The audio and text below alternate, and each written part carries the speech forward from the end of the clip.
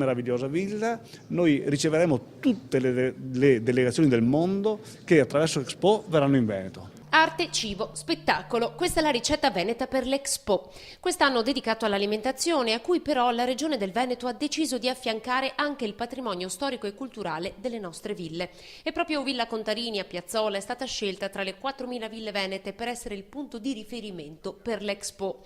La Regione ha investito 6 milioni e mezzo di euro per la sua valorizzazione e il restauro dei locali. Voi vedrete che c'è la parte l'ingresso centrale con anche una parte di sale che è il corpo iniziale dove i lavori si concentreranno e necessariamente dovranno finire e finiranno prima dell'inizio dell'Expo. Regione, Istituto Regionale Ville Venete, Arteven e Centro Studi Andrea Palladio hanno predisposto un calendario ricchissimo che partirà proprio con una mostra qui in villa sul tema della Grande Guerra e sulla storia delle ville venete come capitali dell'agricoltura. Ricordiamo che la Villa Veneta nasce come azienda economica che nel territorio espande la propria capacità di essere un punto di riferimento sia nel campo dell'agricoltura ma anche nel campo economico. Il turismo dunque come volano economico capace di mantenere anche i beni artistici del territorio. Dobbiamo cominciare a costruire meglio, costruire meno e fare bello.